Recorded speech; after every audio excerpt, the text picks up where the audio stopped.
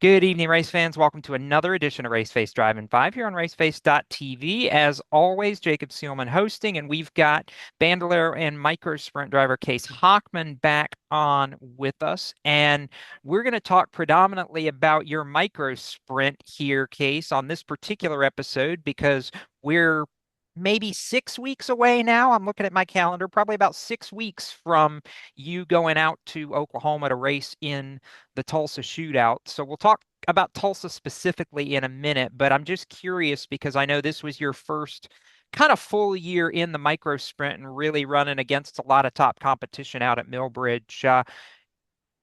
Compared to where you started the year, how do you feel like you've improved racing the micro sprint where you are right now? I improved like with the steering control and throttle control and like learning the track every time I go out there. We talk about this because I know you started on pavement before you went to the dirt. What was that like when you started noticing kind of the track changing, in some of those first couple of features? I'm sure that was really a learning process for you, just realizing, hey, the line that I felt comfortable with at the start of the race might not necessarily be the fast line at the end of the race. Yeah. So like the first time we went to Millbridges, I was running the top and not being on the bottom, and that's where I felt comfortable at. But then the second race on Wednesday last month, we did I went lower and I did pretty good on that line. And then Saturday I went and they didn't tear up the bottom, but they but I went to the bottom and drove it. So, and for those who don't know, in dirt, you're always chasing. We talk about on asphalt where the grip is because the rubber gets laid down. On dirt, you're always chasing the moisture because that little bit more moist dirt is going to be where the grip is. And sometimes you'll have that up top where you can just make a lot of speed around the outside, like we see guys like Kyle Larson and Christopher Bell do. But, you talked about them, when they tear up the bottom and kind of shift some of that moisture back up towards the top of the dirt, that's really when the bottom kind of becomes that preferred groove because not only is it shorter, but there's more grip there too, isn't there?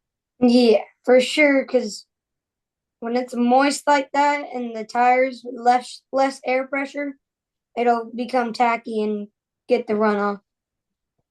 So we talk about some of those skills. Obviously, a lot of that's going to come into play when you go to a race like the Tulsa Shootout, where, for people who don't know, there's as many as 1,000 or 1,200 different micro sprint entries over 6 or 7 classes. So it's a whole week-long affair, similar to the Chili Bowl, except for micro sprints right there around New Year's weekend. What are you doing? Obviously, you're still learning in the micro sprint, but what are you doing even now to kind of start to prepare yourself for going out to Tulsa?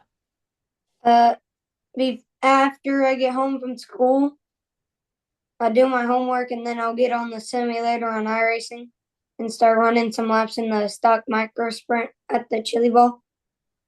And I know that's been positive because it's not been all that long since they added the micro sprint to iRacing. So maybe you don't exactly get the feel that you're looking for because when they make the track in Tulsa every year, they try to get it close, but it's never going to be exact. But it at least kind of gives you an idea so that you're closer to what you need when you get out there. Yeah, What have you noticed on iRacing so far, or what are the things that you're having to do to get comfortable when you're running laps on the sim? like get comfortable like with not like without vibration on the track, but pretty much the steering and pedals are good. Are you a driver in the micro sprint where you like to kind of feel that vibration in your seat a little more to help you when you're driving, or is that something that you don't necessarily lean on quite as much? I mean, yeah, Pretty much, because when I feel that, then I actually know that I'm in the car and racing. Hmm. So what classes are you going to drive in Tulsa? The classes I'm gonna drive is the restricted 600 micro. So you're on Oh, with AB Enterprises. okay, so you're only doing one class this year, right? Yes, sir. Okay.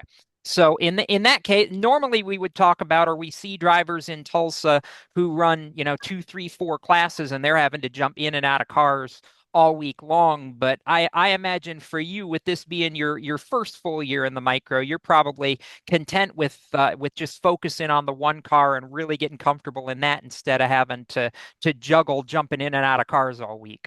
Yeah, What are your goals for Tulsa? You and I both know there's going to be a lot of really really tough competition that maybe you haven't drivers you haven't raced against before.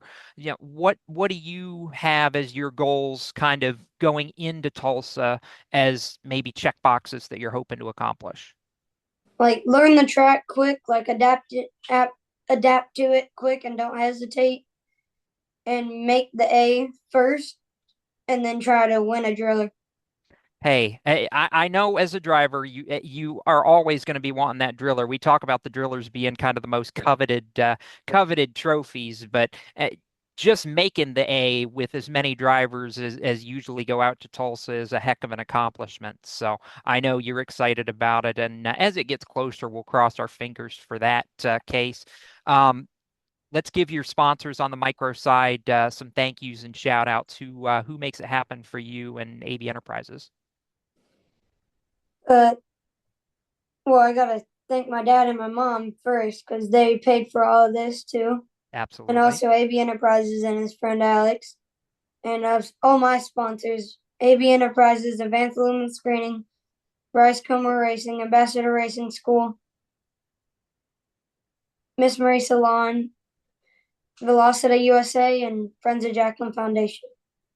Well, Case Hockman, I know you might not yet be to the point of counting down the days, but I know before too long you'll be counting down the days because I know you've been waiting for Tulsa all year long.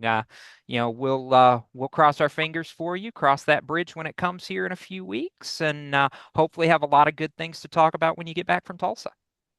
All right. That's Case Hockman. My name's Jacob Seelman. This has been another Raceface Drive in 5, and we'll be back next time with more on raceface.tv.